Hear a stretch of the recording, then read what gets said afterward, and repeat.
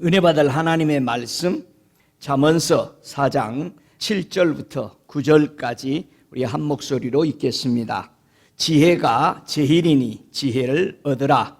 무릇 너의 얻을 것을 가져 명철을 얻을지니라. 그를 높이라. 그리하면 그가 너를 높이 들리라. 만일 그를 품으면 그가 너를 영화롭게 하리라. 그가 아름다운 관을 내 머리에 두겠고 영화로운 면류관을 내게 주리라 하였느니라. 아멘. 은혜 받을 말씀의 제목은 만일 그를 품으면 이라는 제목으로 은혜 받기를 원합니다. 이 오늘 본문은요, 좀 더 구체적으로 쉽게 읽어보면은 현대인의 성경에서는 이 본문을 이렇게 말했습니다. 지혜는 가장 소중한 것이다. 지혜를 얻어라. 그 어떤 것을 희생하고서라도 깨달음을 얻으라. 지혜를 찬양하라. 지혜가 너를 높일 것이다. 지혜를 고이 간직하라. 지혜가 너를 영화롭게 할 것이다. 지혜가 우아한 황관을 내 머리에 씌우고 영광스러운 면류관을 너에게 줄 것이다. 이렇게 표현했습니다. 지혜, 누가 해놓은 말을 지혜라고 그러죠? 사람이 말해놓은 거 가지고 지혜라고 하지 않습니다. 이 지혜라는 말은 우리가 지혜가 얼마나 귀중한지를 한번 보세요. 농부들도 지혜가 필요합니다. 그러나 지도자들, 많은 사람을 인도하는 사람은 말할 것도 없이 그들에게는 뭐가 필요해요? 정말 지혜가 얼마나 귀중한 것인지를 압니다. 지혜가 가장 필요했던 사람들이 주로 누구였어요? 왕들이었습니다. 그래서 자기 옆에 지혜만 있기만 하면은 다 왕궁으로 데려간 거예요. 그래서 그 중에 한 예로 다윗이 쫓기고 막 돌아다닐 때 자기를 죄 짓지 않도록 막아줬던 사람을 자기가 보고는 너무 귀하게 생각한 거예요. 그래서 생각하고 있을 때 그 여인이 뭐라 그럽니까? 아비게일이, 당신이 왕에 오르거든 이 계집종을 기억해 주십시오. 야, 다윗이 왕에 오르기 전에 벌써 불러가죠. 남편이 죽고 나니까. 여러분, 그 여인이 그렇게 아름다워서 불러간 게 아닙니다. 자기 왕궁에 두고 싶었어요. 내가 하나님의 일을 하고 나라를 이끄는 데에 좋은 자로서 옆에 있기를 원했던 겁니다. 왕의 주변에는 지혜자들이 있는 것입니다. 그래서 그 여인이 지혜가 있어서 다윗을 죄짓지 않도록 막아주니까 너와 같은 사람이 나와 함께 있다면 하나님 앞에 얼마나 더 아름답겠느냐. 그래서 지혜자를 데려가는 모습을 볼 수 있습니다. 우리 예수님께서 지혜가 얼마나 귀중한지를 이 땅에 오셔서 우리 주님이 거니시면서 설명하신 말씀 중에 마태복음 12장 42절에 보니까 심판 때에 남방여왕이 일어나 이 세대 사람을 정죄하리니 이는 그가 솔로몬의 지혜로운 말을 들으려고 땅 끝에서 왔음이거니와 솔로몬보다 더 큰 이가 여기 있느니라. 이렇게 말했습니다.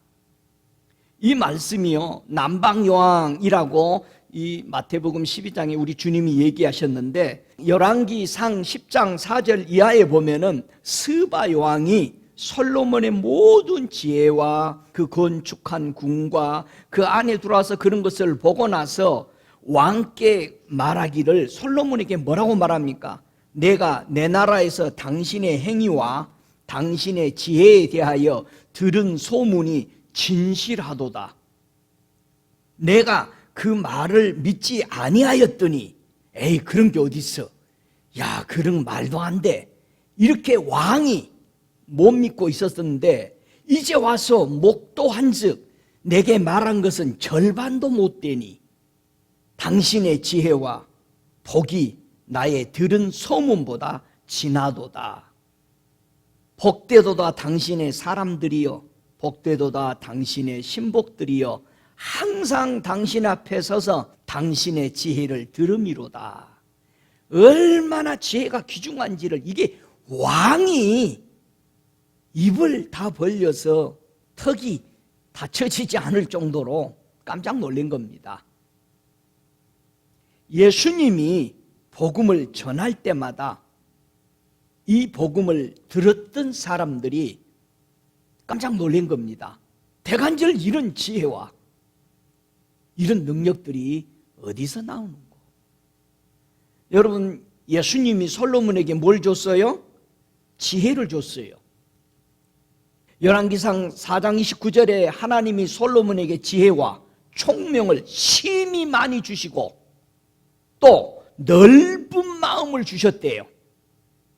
바닷가에 모래같이 하시니, 야, 이 솔로몬의 마음이 바다와 같았나 봐요. 솔로몬의 지혜가 동양 모든 사람의 지혜와 애굽의 모든 지혜보다 뛰어난지라. 제법 지혜자는 다 어디 있다고요? 애굽에 있고 동양에 있대. 여러분, 동양에서 오셨어요? 지혜를 좋아하시는구만. 모든 민족 중에 솔로몬의 지혜의 소문을 들은 천하 모든 왕 중에서 그 지혜를 들으러 왔더라 그랬습니다. 얼마나 지혜가 좋은지, 그 놀라운 일들로 인해서 정말 이 지혜를 듣고 싶어서 그렇게 많이 왔다. 어때요? 여러분은 살아갈 때 지혜를 구합니까? 근데 의외로 우리 성도들이 이 세상을 살아갈 때에 지혜를 거의 구하지 않고 살아간다는 얘기예요. 하나님 앞에 지혜 달라고 기도를 거의 안 씁니다. 그리고 자기 생각과 자기 경험으로 그냥 헤쳐나가 버립니다. 여러분, 지혜를 구하는 그런 사람 되십시다. 그래서 예수님이 이 땅에 솔로몬에게 지혜 주신 그 예수님이 이 땅에 오셔서 걸어 다니실 때에 마가복음 6장 2절에 보니까 말씀을 들은 모든 사람들이 어떻게 고백해요? 이 사람의 받은 지혜와 그 손으로 이루어지는 이런 권능이 어쩌이뇨, 이렇게 말했어요. 제 일생에 딱 한 번 감탄하고 사람에게 받아본 적이 있는데요, 하나님의 어떤 종을 제가 산에서 이렇게 만났을 때에 하나님의 말씀을 제가 궁금해하고 의문시 되었다는 말씀들을 한 2시간 동안 쉬지 않고 푸는 것을 보고 제가 일하는데 옆에서 그때 제 입에서 나도 모르게 이런 고백이 나와요. 어디 계시다가 이제 나타나셨습니까? 정말 하나님의 지혜의 말씀들을 풀어주는 것을 보고 저는 너무 놀랬던 것입니다. 그런 예수님, 지혜의 근본이신 그가 사람에게 부어줘도 그렇게 나오고 전 세계에서 그 소리 들으려고 가는 거 아니겠어요? 왜 전 세계에서 부흥사들이 부흥하면 왜 거기 갑니까? 이번에도 털사에 오클라호마에 잠깐 들렸는데 한 3,000명이 되는 교회 아주 가득 메워지게 모였더라고요. 거기에 특별히 이 타드 와이시라고 그분이 복음을 전했는데 마약과 온갖 인생에 아주 그 비참한 바닥에서 살던 그가 주님을 만나고 나서 마약이 끊겨지고 그렇게 가지고 이렇게 하나님의 종이 되어서 사역을 하는데 아주 놀라운 하나님의 초자연적인 역사를 풀어주고 이렇게 하는데 수많은 젊은이들에게 그냥 다 예수 앞에 오도록 이끄는 모습을 봤습니다. 이번 집회에서 가만히 보니까 이 사람이 사단에 잡힌 바 되어서 몸을 칼로 막 이렇게 긋고 이렇게 했던 이분이 복음을 전했는데 몇백 명씩 온 몸에 막 칼로 긁었던 사람들의 그 칼자국들이, 이런 흉태들이 다 없어져 버리는 거예요. 몇백 명씩 그냥 온몸이 깨끗해져 버리는 거예요. 그런 역사를 또 하나님께서 그 종을 통해서 이렇게 역사하고, 그래서 젊은이들에게 브렉드루를 해서 그런 마약과 그런 몸을 컨트롤 하지 못하고 이렇게 막 칼로 막 긋고 난도질했던 이런 것들을 끊고 치유하는 이런 역사가 풀어지는 것을 보았습니다. 하늘의 지혜가 우리에게 풀어질 때 엄청난 은혜가 내려진다는 사실이에요. 믿습니까? 여러분, 오늘 본문처럼 예수를 우리가 품으면은 엄청난 일이 일어나게 된다는 얘기죠. 품으면 어떻게 된다고요? 우리 예수를 우리가 품으면은 그가 너희를 영화롭게 한다. 만약에 저와 여러분이 예수를 높이면은 그가 너희를 높여주리라고 말씀하고 있습니다. 하나님의 영광이란 가운데서 가장 큰 역사의 영광은 쉬키나 영광입니다.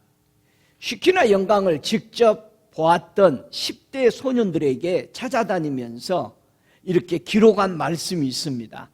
특별히 1906년도에 LA에서 바로 아주사 부흥을 경험했던 15세의 소년을 찾아가서 어떤 그 책을 쓴, 아주사의 부흥을 책을 쓴 톰이라는 분이 앤더슨이라는 15살, 당시에 15살 먹은 그 청년에게 찾아가서 쉬키나 영광에 대해서 한번 설명해 주십시오 라고 설명을 해달라고 물었습니다.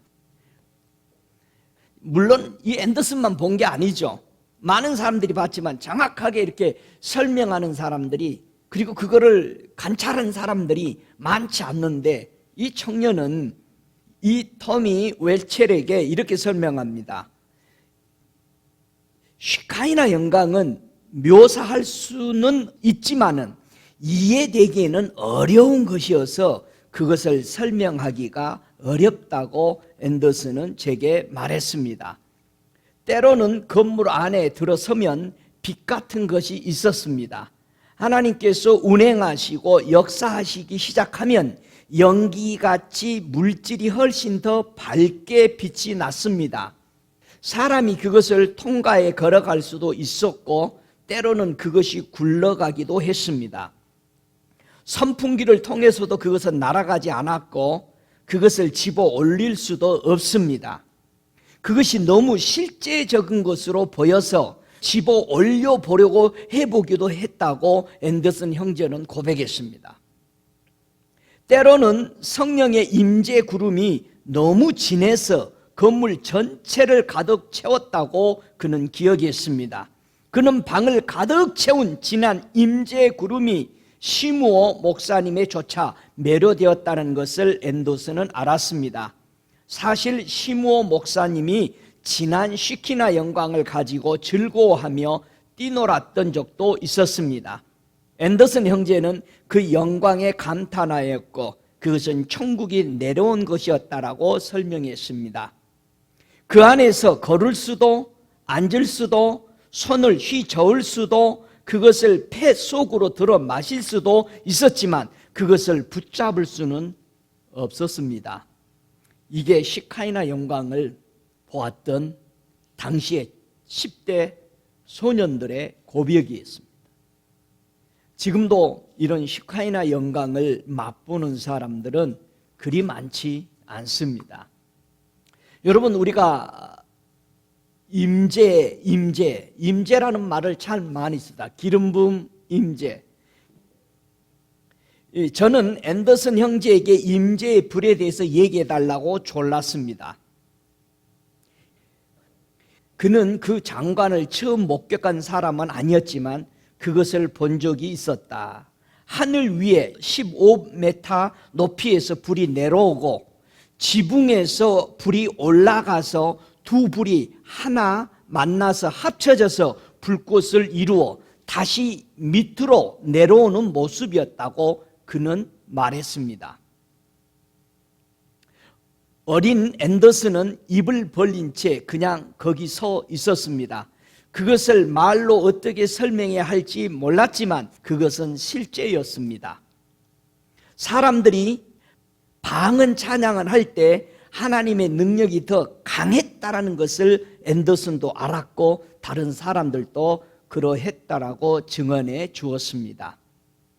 이 일이 있을 때마다 예배의 기름 부음이 임했습니다. 앤더슨은 쉬키나 영광에 완전히 감탄했습니다. 비스가에 모인 성도들이 부르는 찬양 중 가장 인기 있었던 찬양 중 하나는 그들이 하나님의 영광과 대면했던 것과 밀접하게 연관된 찬양이었습니다.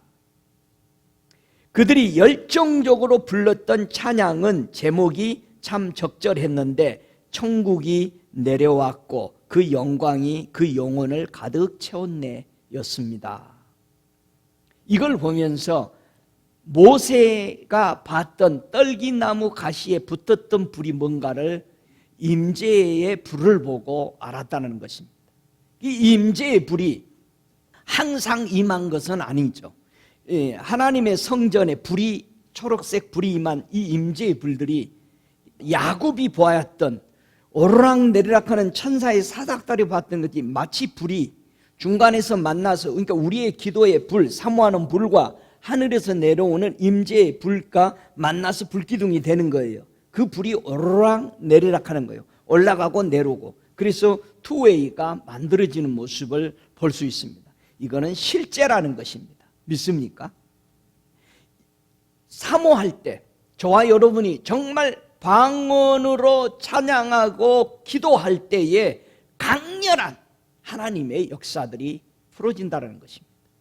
여러분, 방언은 해도 되고 안 해도 되고 아니고 엄청난 우리 생애를 바꿔놓는 일들이 여기서 일어난다라는 것을 우리는 알고 하나님 아버지 앞에 그분을 높이는 일, 하나님을 높일 수 있는 것은요, 경험해보지 못하는데 어떻게 높이겠어요?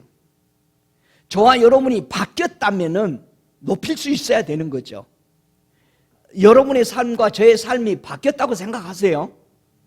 어떻게 바뀌었는지를 여러분은 하나님을 찬양할 수 있어야 돼요.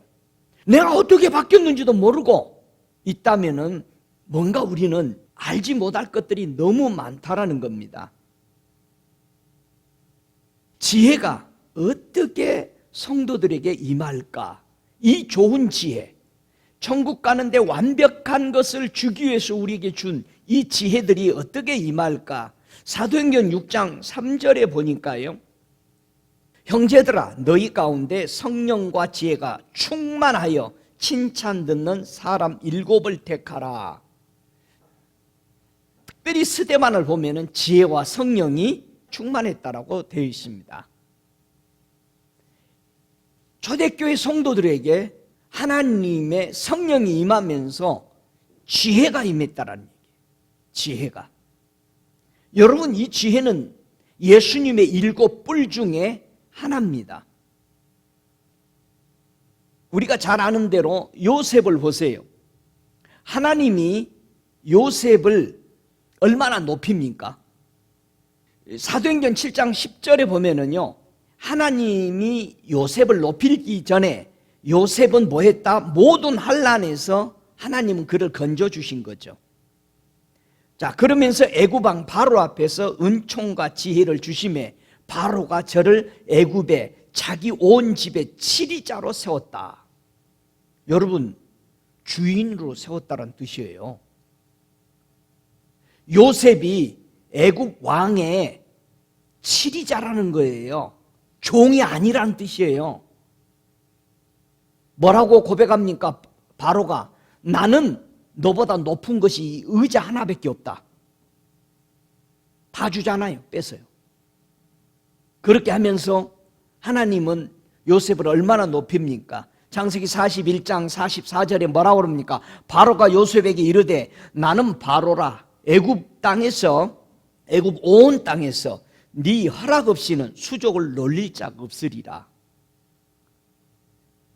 요셉이 하나님을 높일 때 하나님은 요셉을 높이 들어 올렸습니다.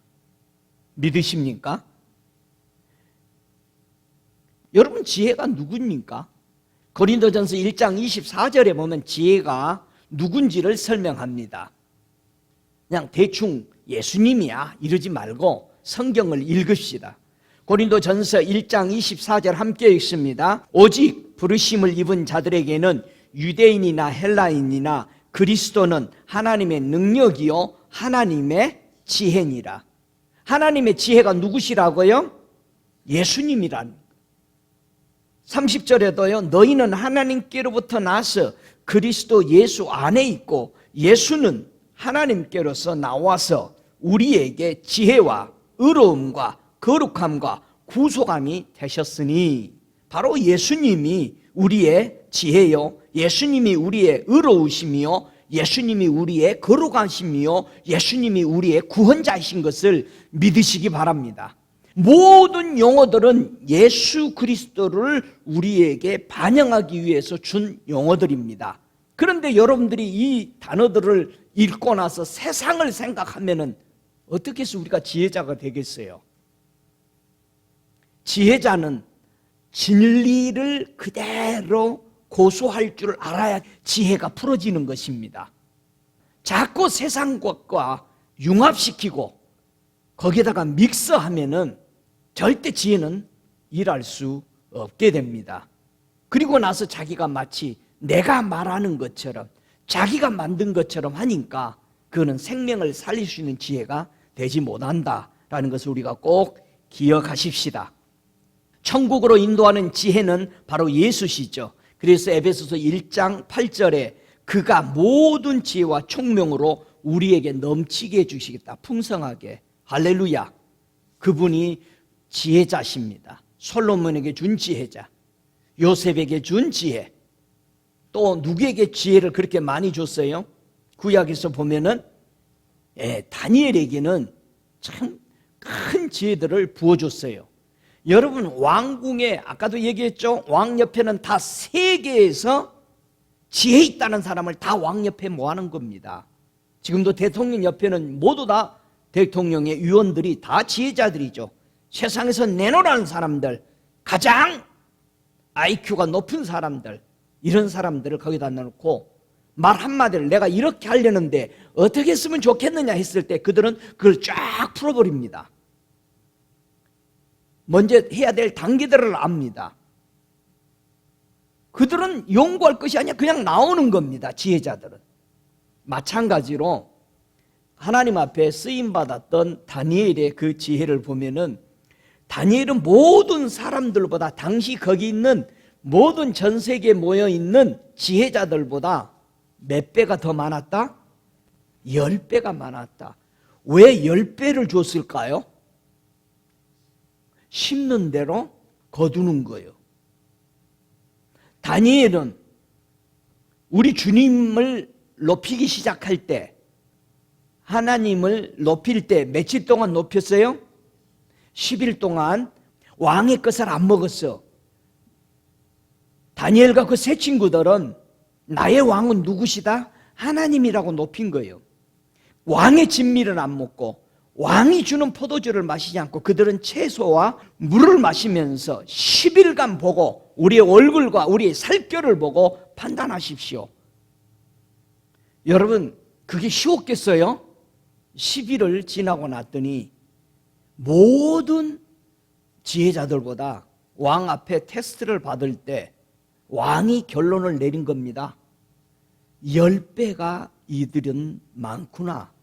그래서 모든 지혜자의 우두머리 어른으로 삼았다는 겁니다.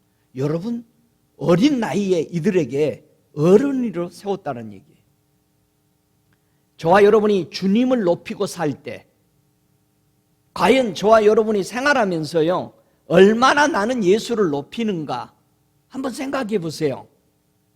우리는 예수를 계속해서 이용하려고만 하지 높이는 게 없어요. 가만히 기도를 들어보세요. 여러분이 여러분의 기도 소리를 들어보세요. 나는 얼마나 높이는 기도를 하는가, 주님을. 그리고 자기 할 말만 하고는 아직 왕은 말도 안 끝났는데 가버려. 여러분, 그건 난리나. 어른이 말도 안 끝났는데 돌아가면 뭐라 그래? 너 일 안 와? 그러잖아요. 여러분, 우리는 주님을 얼마나 높이고 살까? 너무 부끄러울 때가 참 많습니다. 우리는 말은 입만 열면 그는 나의 구원자요 나의 주님이시오 왕이시오 막 해. 그런데도 자기가 왕이죠. 자기 할 말 하고 나 갑니다. 전화도 자기만 하고 말하고 딱 끊어버린 사람들 있지. 그러니까 미안하니까 들고 있으면서 그래 잘 가. 벌써 끊어버린 거야 벌써. 성령님도 지혜자시죠. 그래서 성령을 받았다라는 것은 항상 뭐가 오죠? 지혜가 옵니다. 고린도전서 12장 8절에 보니까 성령으로 말미암아 지혜의 말씀을 주시죠. 그렇죠? 또 어떤 얘기는 성령을 따라서 지식의 말씀이 임합니다. 자, 하나님 아버지도 진리이시기 때문에 우리에게 지혜를 주시고, 우리 예수님도 우리에게 지혜를 주시고, 성령님도 우리에게 지혜를 주신다라는 것을 우리는 잊어버리지면 안 됩니다. 그래서 지혜는 예수 그리스도의 7뿔 중에 하나다. 계시록 5장 12절이라든가 7장 12절에 보니까 우리 주님이 그 지혜, 능력과 부와 지혜와 힘과 존귀와 영광과 찬송이 그분에게 우리가 올려드리는 것이 그분의 뿔을 높이는 겁니다. 주님의 그 뿔이 아름답습니다.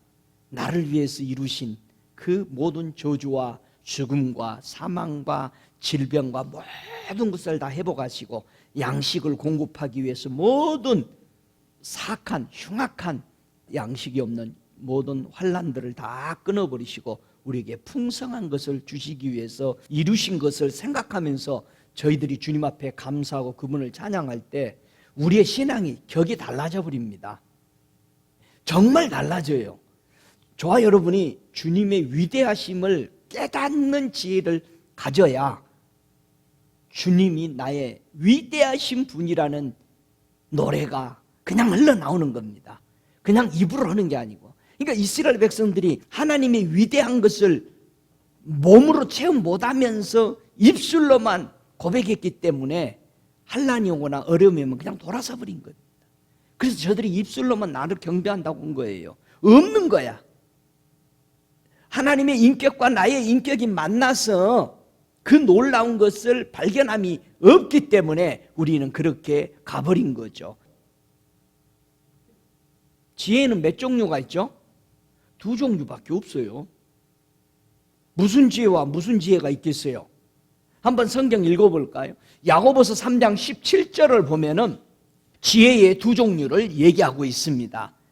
야고보서 3장 17절 함께 읽습니다. 오직 위로부터 나는 지혜는 첫째 성결하고 그 다음에 화평하고 관용하고 양순하며 긍휼과 선한 열매가 가득하고 편백과 거짓이 없나니 이랬습니다.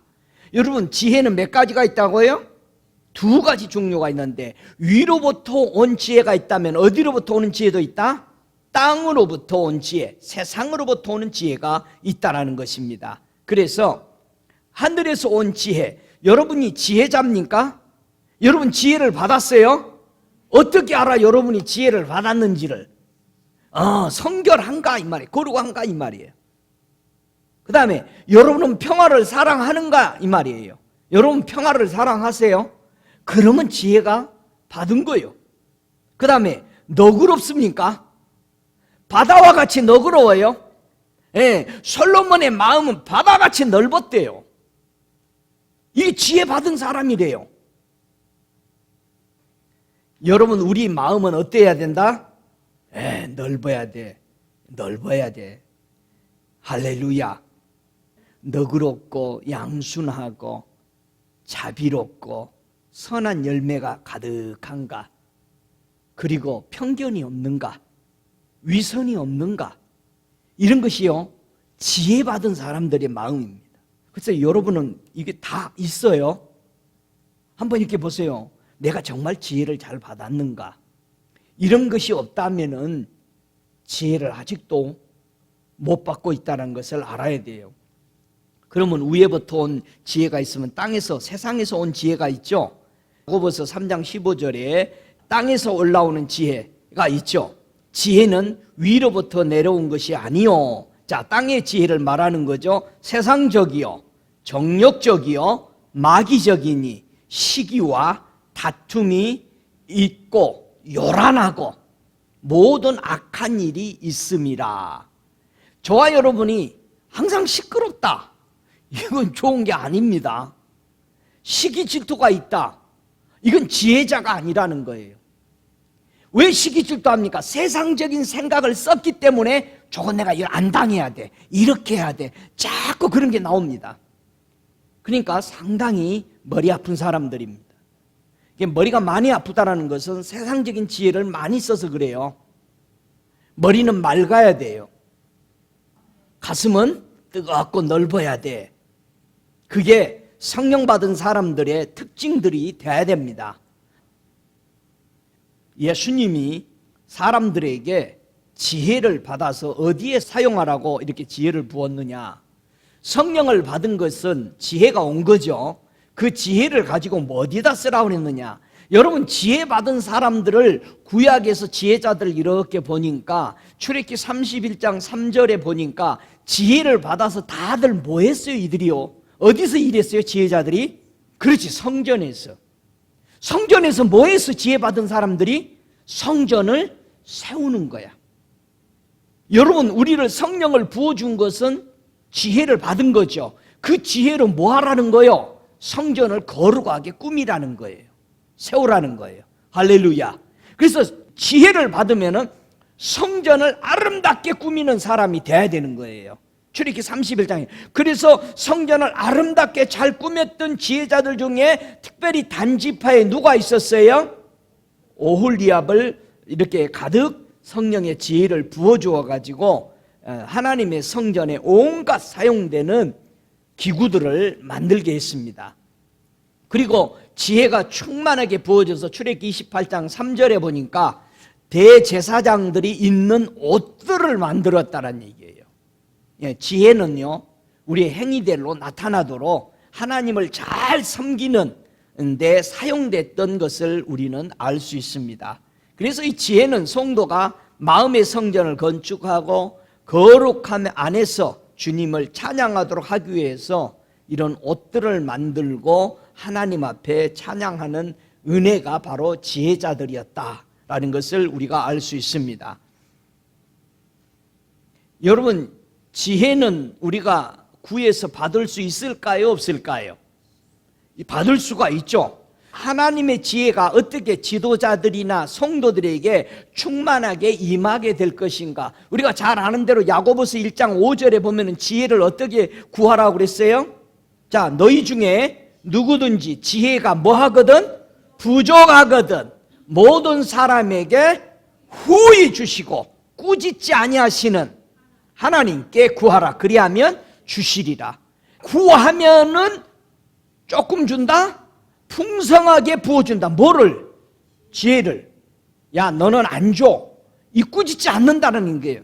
너는 안 줘. 이게 아니라는 거예요. 하나님은 구하면은 지혜를 준다는 거예요. 그러니까 항상 여러분이 무슨 일이 있으면은 무슨 일을 잘 하나님의 뜻대로 처리하려면 먼저 무릎 꿇고 지혜를 구해야 돼요. 하나님, 이런 일이 있는데요, 이게 어떻게 했으면 좋겠어요? 지혜를 주소서. 항상 다 같이 지혜를 주십시오. 꼭 그 기도를 해야 돼요. 하나님이 일이 있는데 어떻게 해줘야 돼요? 이런 식으로 해가지고 여러분이 기도 끝나고는 내 마음대로 또 한다. 그러니까 항상 하나님의 지혜를 주십시오. 그래서 그 하나님의 지혜인지를 봐야 되지. 이게 거룩하게 진행되는가? 시기질도가 거기 있는가? 여러분, 그런 것이 있으면 다시 멈춰야 돼. 그 하나님의 지혜로 한 게 아니야. 믿습니까? 그래서 내가 하나님의 지혜로 행하는지를 꼭 견줄 줄 알아야 돼요. 위에서 온 지혜로 내가 지금 운행하고 있는가? 아니면은 편백되고 자꾸 이런 식으로 여러분들이 신앙생활을 한다면은 멈춰야 됩니다. 왜요? 그건 하늘에서 온 지혜로 움직이지 않기 때문에. 지도자들에게 지혜는 어떻게 왔어요? 모세가 여호수아에게 뭐 할 때 하나님의 지혜가 부어졌죠? 안수했을 때 부어졌어요. 할렐루야. 자, 안수 받으면은 하나님의 지혜가 충만히 모세가를 통해서 여호수아에게 부어졌어요. 목사님, 나도 그런 대로 꽤 많이 안수 받았는데 내가 주님의 지혜가 내게 정말 임했는지 어떻게 알 수 있어요? 여러분, 그런 대로 안수 많이 받았잖아요. 정말 여러분에게 하나님의 지혜가 임했어요? 여러분, 지혜가 내게 오려면 근본 자세가 있죠. 지혜를 받을 수 있는 근본 자세가 뭐죠? 욥이 한번 얘기하는 소리를 들어보세요. 욥기서 28장 28절에 보면은 사람에게 이르시기를 주를 경외함이 곧 지혜요 그랬어요. 여호와를 경외하는 것이 지혜의 근본이라고 그랬어요. 이게 시작이라 이거예요. 그럼 하나님을 믿지도 않는 사람들은 하나님의 지혜가 부어진다 안 부어진다? 안 부어져. 그건 세상의 지혜지. 그러니까 시기 질투 멸망시키는 것만 생각하잖아요. 남 죽이고 자기가 올라가려고. 그런 거 절대 여러분이 닮아가면 안 됩니다. 이게 근본이라는 거예요.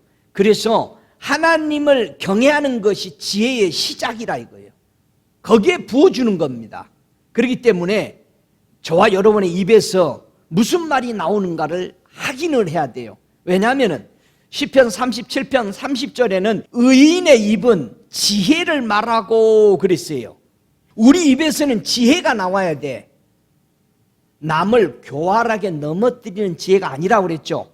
위에서 온 지혜는 뭐라고 해서 성결이야. 거룩한 거. 여러분과 제가 거룩한 생활, 다른 사람의 생명을 살리는 생각. 할렐루야. 그러므로 우리의 의인들의 입에서는 지혜를 말하고 그 혀에서는 항상 공의를 말한다는 거예요. 그래서 우리가 편백이 없이 공의와 공평대로 행하는 주님을 닮아가는 것입니다. 여러분, 지혜를 사용하고 계세요? 지혜를 무엇보다도 귀하게 여기라고 그랬어요. 이 세상에서 가장 귀한 것이 물질적으로는 뭐죠? 금이요, 금. 금은 세상의 경제의 흐름과 위기를 타지 않습니다. 그래서 부자들은 항상 뭐를 사나요? 금. 여러분의 집에 다 금이 하나씩 있겠네, 금덩어리들이. 없어? 뺏어갈까 봐 우리 김 장로님은 그냥 거기에 먼저 절대 우리 집 오지 마. 잠언서 16장 16절에 보니까 지혜를 얻는 것이 금보다 얼마나 귀하냐.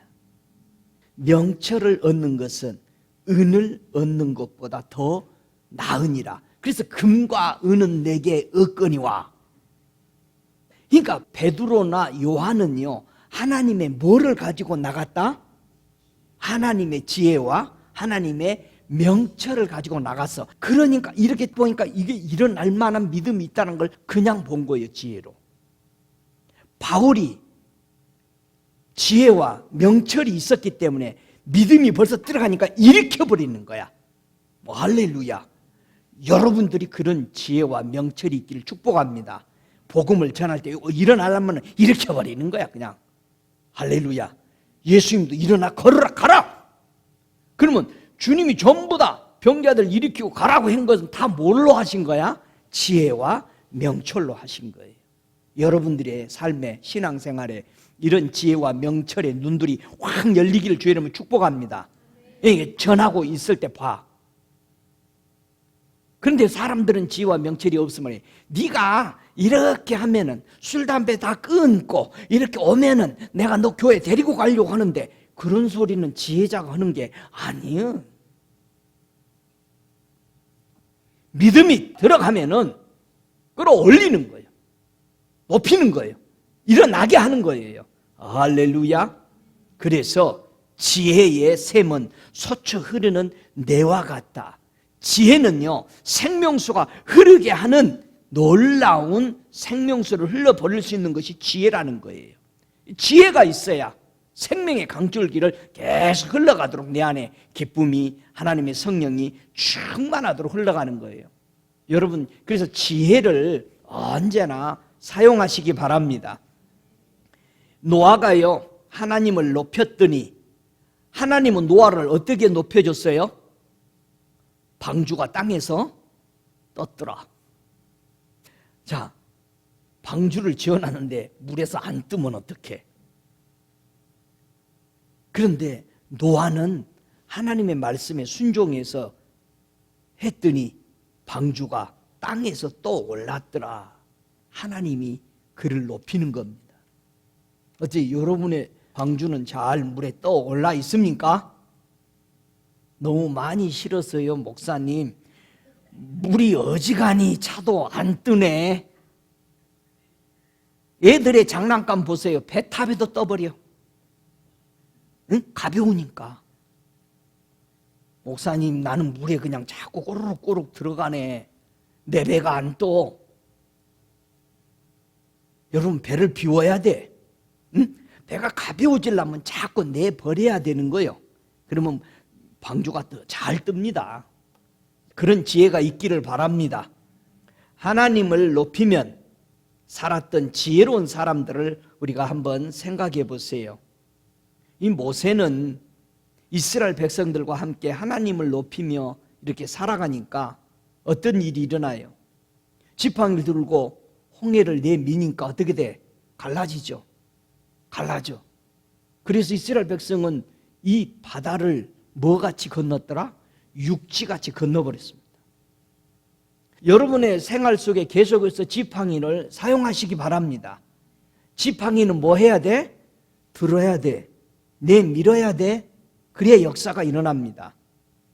할렐루야. 지난 주일날 제가 이렇게 안수하는데 어떤 사람이 지팡이를 가지고 있더라고. 이야, 너도 지팡이를 가졌구나. 그래서 제가 그렇게 얘기해 줬어요. 하나님이 당신에게 지팡이를 준 거라. 지팡이 탁 들고 서 있더라고. 여러분, 지팡이는 내밀어야 돼요. 믿습니까?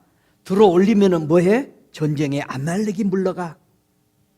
하나님의 계명의 말씀을 들어 높여 올려봐. 적이 다 물러가. 이런 역사들이 전부 다 하나님을 높였다는 의미로 썼던 거예요. 지팡이를 들었더라. 그랬더니 아말렉을 이겼더라. 지팡이를 내밀었더니 홍해가 갈라졌더라. 이건 전부 하나님을 신뢰하고 높였다는 거예요.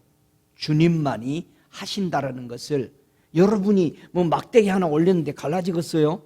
하나님을 위해서 그걸 들었을 때 되는 거예요. 주님을 높였을 때. 오, 할렐루야. 여러분 중에 잘 아는 하나님이 한 여인을 높여주시는 것을 우리가 볼 수 있죠. 그때 이 여인이 하나님을 얼마나 높일까요? 자, 한나 여인을 보세요. 애가 없이 하나님 앞에 서러움 받다가 구했을 때 하나님이 아이를 줬어요.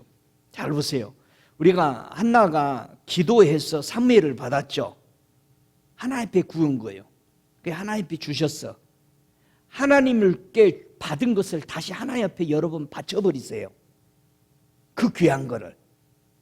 아브라함도 자기가 이삭을 받았는데 바쳐버리니까 대신 예수님이 죽으셨잖아요. 여러분, 이 한나가요, 사무엘을 받았는데 다시 바쳐버리니까 어떻게 됐어요? 자기에게 더 많은 자녀를 줬어요. 그러니 이 여인이 노래를 얼마나 하나님을 높이겠어요. 그래서 사무엘상 2장 1절에는 하나님을 높이는 이 한나의 기도입니다. 내 마음이 여호와를 인하여 즐거워하며 내 뿔이 여호와를 인하여 높아졌으며 얼마나 기뻤을까요?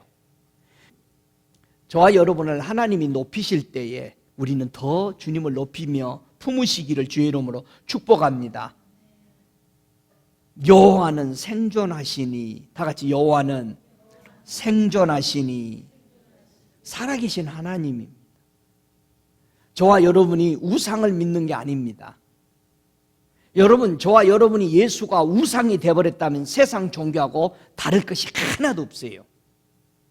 저와 여러분이 믿는 하나님 예수 그리스도는 생존하여 계시는, 그래서 우리는 살아계신 하나님이라는 고백이 위대한 겁니다.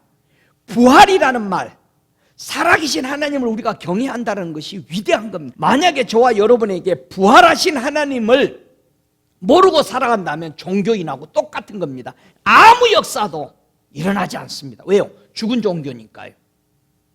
죽은 종교니까. 저와 여러분이 신뢰하는 이 십자가가 죽은 종교라면은 아무 소용없습니다. 아무것도 일이 일어나지 않습니다. 우리를 바꿔주지 못합니다. 그러나 하나님은 살아계시기 때문에 우리를 바꾸시는 겁니다. 여러분 바뀌었어요? 할렐루야.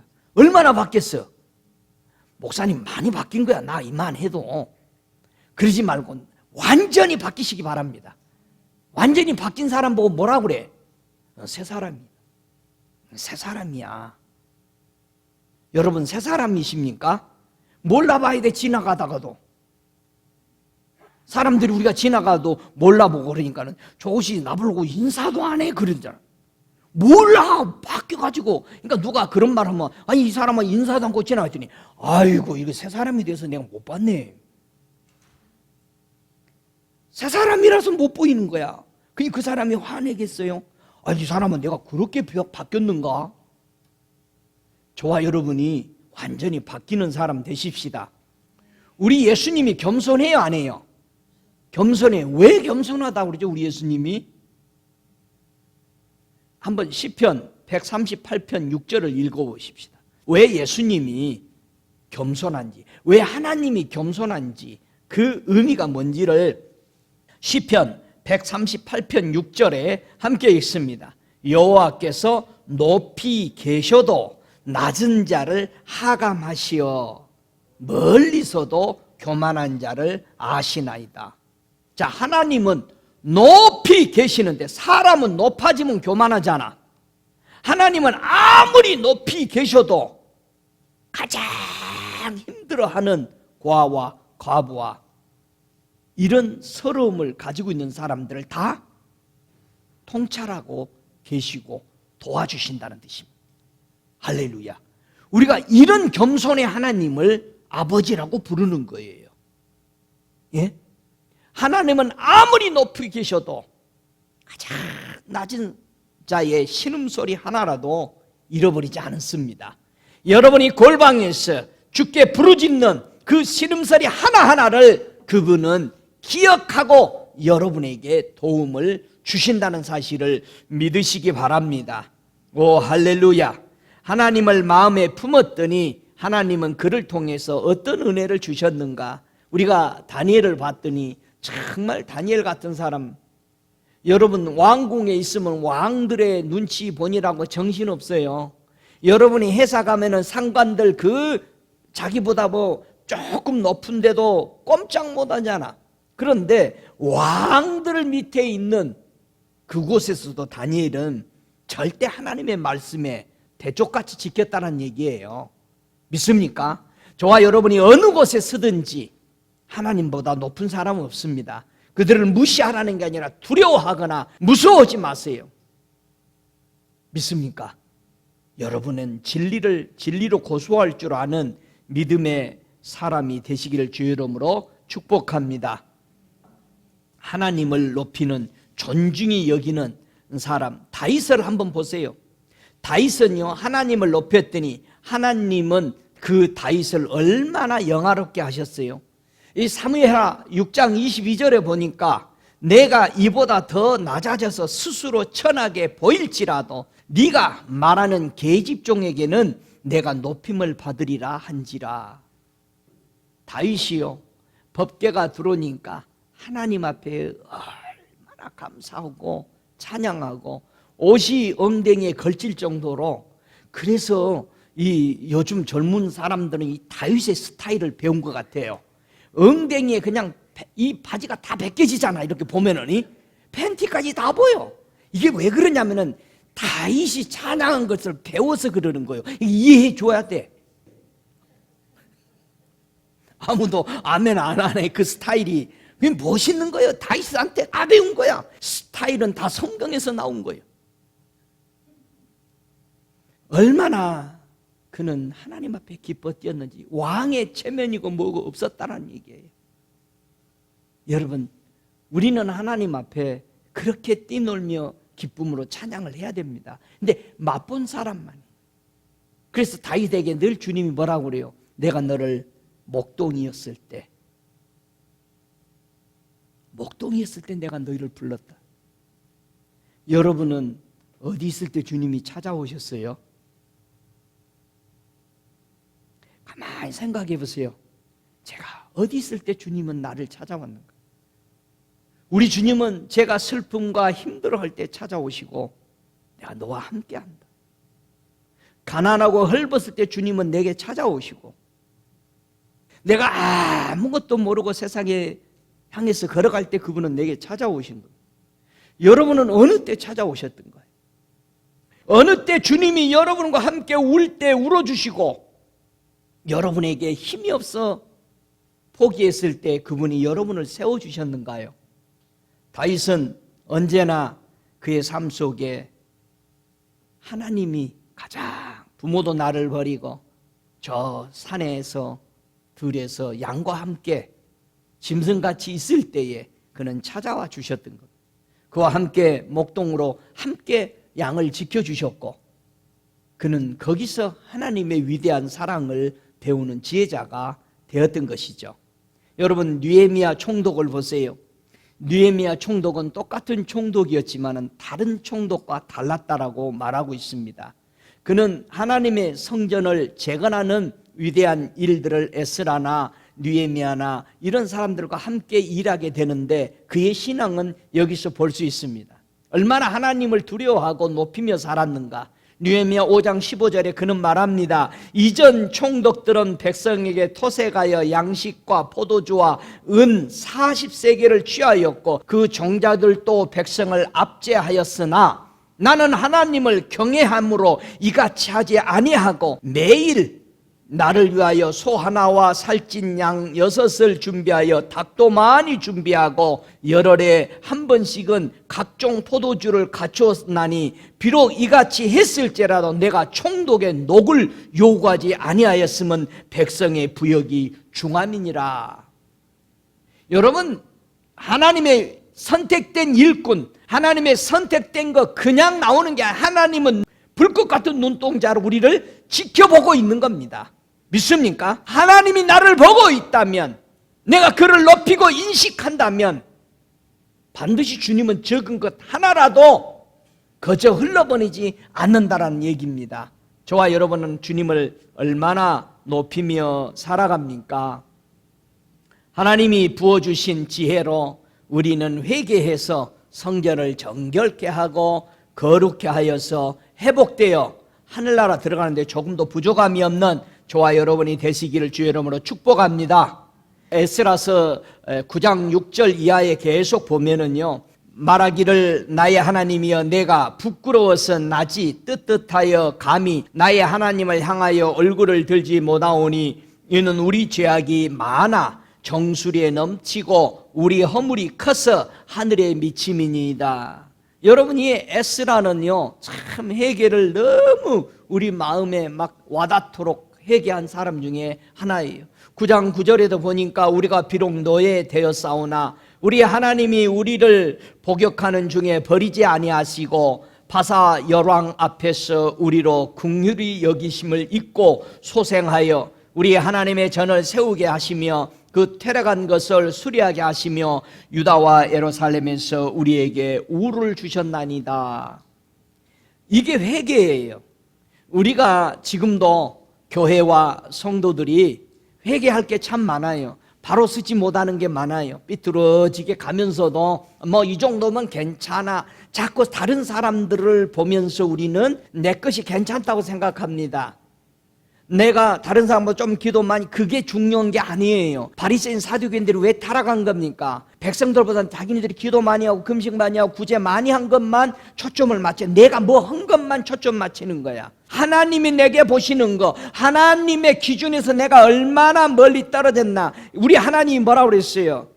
너희는 나를 부르라, 내게 돌아오라. 거리가 멀어졌다는 뜻이죠. 여러분은 주님과 거리가 얼마나 가까워요? 여러분, 주님하고 얼마나 가까이 있느냐 이거예요. 너희는 나를 부르라. 그러면 내가 가까이 가겠다는 얘기예요. 우리가 안 찾는다는 얘기예요. 여러분, 주님을 찾습니까? 가까이 부릅니까? 가까이 부르시기 바랍니다. 거기만이 구원이 있습니다. 주님 가까이 가세요. 우리의 회개가, 한번 말라기서 1장 6절을 다시 한번 생각해 보십시다. 나는 정말 하나님을 어떻게 공경하고 있는가? 말라기서 1장 6절에 이제 우리 주님이 오시기 400년 전이라고 자들은 얘기합니다. 말라기서 1장 6절에 내 이름을 멸시하는 제사장들아, 나 만군의 여호와가 너희에게 이르기를 아들은 그 아비를, 종은 그 주인을 공경하나니 내가 아비일진데 나를 공경함이 어디 있느냐? 내가 주인일진데 나를 두려워함이 어디 있느냐 하나, 너희는 이르기를 우리가 어떻게 주의 이름을 멸시하였나이까 하는도다. 너희가 더러운 떡을 나의 단에 드리고도 말하기를 우리가 어떻게 주를 더럽게 하였나니까 하는도다. 이는 너희가 주의 상은 경멸히 여길 것이라 말함을 인함이니라. 우리가요, 정말 말하는 것이 신앙이라는 것을 명심해야 됩니다. 행동은 하나님 앞에 제사 드리고 이렇게 잘했죠. 근데 말은 엉뚱하게 말한, 저와 여러분이야 말이 은혜가 안 돼버림. 막해. 말을 막 하면은 속에 있는 게 나온다는 것밖에 안 되잖아요. 그리고 뭐라고 그래? 그 말을 꾸짖으면은 아이고 농담한 거예요. 그런 거 가지고 그래. 여러분 그게 아니죠. 이스라엘 백성 제사장에게 하는 말입니다. 우리 다 제사장이라고 그러잖아요. 그것도 왕 같은 제사장이라고 얘기하잖아요. 너희가 내게 예배는 드리면서도 말은 달리게 한다는 얘기. 하나님 보고 변덕스럽다고 얘기한다는 거예요. 왜 이럴 때는 이렇게 드리고 이럴 때는 이렇게, 그냥 다 통틀어서 드리기를 원하는 거예요, 사람들이. 아이고 주님 앞에 다 드렸는데. 여러분 우리가 말에 너무나도 하나님을 기분 나쁘게 한다는 얘기예요. 어떻게 너희들이 이렇게 말하냐 이거예요. 이런 게 회개입니다.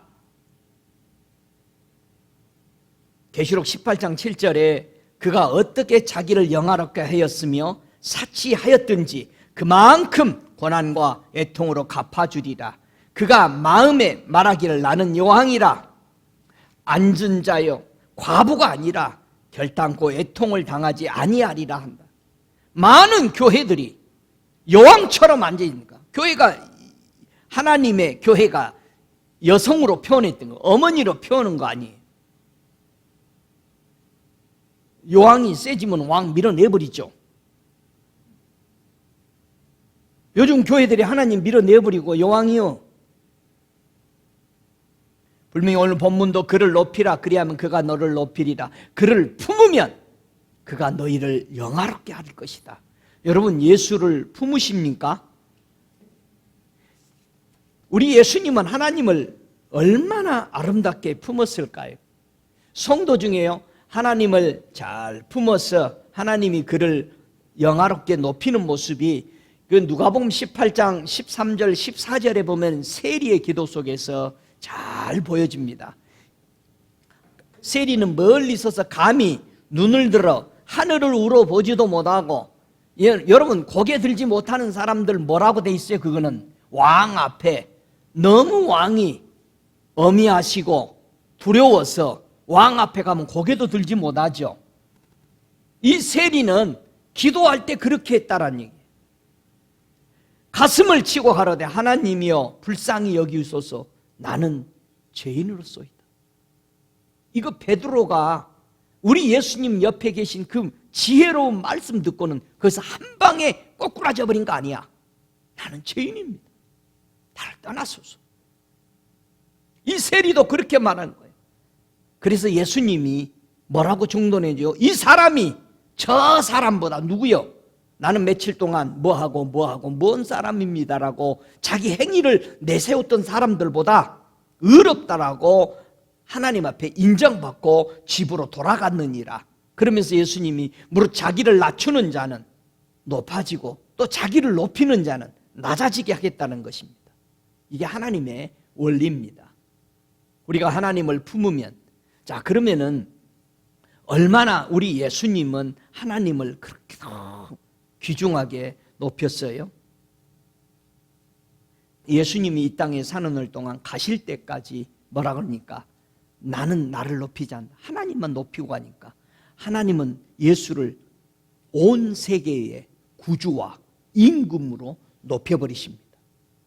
예수님은 한 번도 자기를 높이지 않고 가셨습니다. 나를 높이는 사람은 따로 온다. 그래서 성령을 받으면은요, 우리는 다 누구를 높이게 돼 있어요? 예수님 높이게 돼 있어요. 만약에 성령이 충만하다고 하면서도 예수를 높이지 않았다면 그거는 성령 충만하게 받은 게 아닙니다. 세상의 것을 충만하게 받았을 거예요. 여러분, 성령이 충만하게 우리가 오면은 예수를 높이게 돼 있습니다. 그것이 성령이기 때문에 그렇습니다. 오, 할렐루야. 주님을 품고 살아가는 성도는요, 만일 누가 말을 하려면 하나님의 말씀을 하는 것 같이 하고, 누가 봉사하려면 하나님이 공급하시는 힘으로 하는 것 같이 하라. 이는 범사의 예수 그리스도로 말미암아 하나님이 영광을 받으시게 하려 함이라. 그렇게 말했습니다. 저와 여러분이 무슨 일을 하든지 예수를 품었다면 우리를 분명히 나중에 영화롭게 해주신다고 그랬습니다. 내가 너희를 높이리라. 우리 주님이 높아지면 주님도 우리 높이신 거죠. 오늘 본문에 특별하게 4장 8절에 말씀하신 것처럼 그를 높이라. 그리하면 너를 높이 들리라. 만일 그를 품으면 그가 너를 영화롭게 하리라 하셨습니다. 이런 축복이 저와 여러분의 삶 속에 충만하기를, 지혜가 넘치기를, 그래서 주님 오실 때 그분을 맞이하는데 실패함이 없는 지혜자가 되시기를 주 예수 이름으로 축복합니다. 다 함께 일어나셔서 이 시간 함께 기도할 때, 우리 하나님께서는 성전에 계십니다. 여호와의 보좌는 하늘에 있습니다. 그분은 눈이 인생을 통촉하신다고 그랬습니다. 그의 안목이 우리를 감찰하신다고 그랬습니다. 여호와는 의로우십니다. 의로운 일을 좋아하신다고 그랬습니다. 정직한 자는 그 얼굴을 뵙게 된다 말씀했습니다. 이 시간 우리 주님을 높이며 정말 그분 오실 그날까지 우리가 그분을 품고 영광스러우신 그님을 높이며 사는 저희가 되게 해달라고 우리 통성으로 함께 기도하시겠습니다. 오 할렐루야. 주님 경배하며 찬양합니다. 이곳에 우리 주님을 초대합니다. 주님, 내 안에 지금까지 주님의 은혜와 사랑으로 살게 하시고 이 큰 은혜 안에 거하도록 은혜 주셨음을 감사합니다. 오 할렐루야, 할렐루야.